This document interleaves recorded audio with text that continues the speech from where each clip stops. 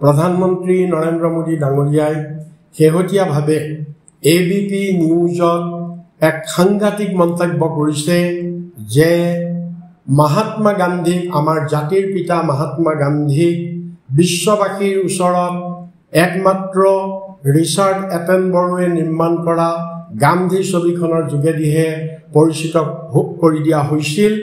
বাকি ৭৫ বছৰ কাল ভাৰতবৰ্ষই তেওঁৰ কাৰণে একো কৰা নাছিল। ই এটা অতি দুৰ্ভাগ্যজনক কথা।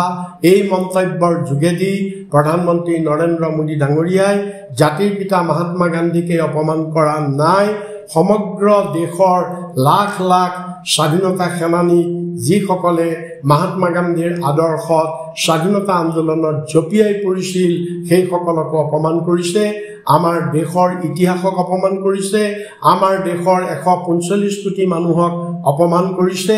আৰু প্ৰধানমন্ত্ৰী নৰেন্দ্ৰ মোদী আমাৰ ভাৰতবৰ্ষ বিশ্বৰ এক সৰ্ববৃহৎ গণতান্ত্ৰিক দেশৰ এই প্ৰধানমন্ত্ৰীগৰাকীৰ যে নিজৰ দেশৰ ইতিহাসৰ ওপৰত তেওঁৰ যে কোনো জ্ঞান নাইকিয়া, এই কথাটোৱে তেওঁ গান্ধীজীৰ ওপৰত কৰা এনে মন্তব্যই এই কথাকে তেওঁ প্ৰতিপন্ন কৰিছে।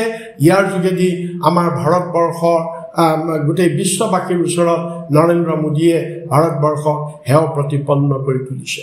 আমি মোদী ডাঙৰীয়াক অসম তৃণমূল কংগ্ৰেছৰ তৰফৰ পৰা এইকেইটা প্ৰশ্ন কৰিব খুজিছোঁ যে যিজন মহাত্মা গান্ধীৰ কথা তেখেতে উল্লেখ কৰিছে ABP নিউজত, তেওঁ খেদ প্ৰকাশ কৰিছে, তেওঁ দুখ প্ৰকাশ কৰিছে যে মহাত্মা গান্ধীক বিশ্ববাসীৰ ওচৰত পৰিচয় কৰি দিয়া বহুত পলম হ'ল বুলি সেইজন মোদী ডাঙৰীয়াক আমি প্ৰশ্ন কৰিব খুজিছোঁ যে তেওঁৰ দল BJP দল যি RSSৰ কথাত উদ্ভৱ কৰে, যি নৰেন্দ্ৰ মোদী ডাঙৰীয়াই RSSৰ কথাত উদ্ভৱ কৰে, সেই RSSৰ কৰ্মী নাথুৰাম গডছে মহাত্মা গান্ধীক গুলীয়াই হত্যা কৰা নাছিল জানো?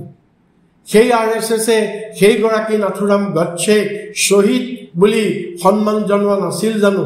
আৰু তেওঁক শ্বহীদ বুলি সন্মান জনাই তেওঁক পূজা কৰা নাছিল জানো? কেৱল সিমানেই নহয়, নৰেন্দ্ৰ মোদীৰ অনুগত সাংসদ সাধ্বী প্ৰজ্ঞাই মহাত্মা গান্ধীৰ জন্মদিনৰ দিনা মহাত্মা গান্ধীৰ প্ৰতিচ্ছবিত গুলীয়াবলৈ কাৰ পৰা সাহস পাইছিল আৰু ক'ত সাহস পাইছিল, এই কথা নৰেন্দ্ৰ মোদীয়ে দেশবাসীক জনাবনে?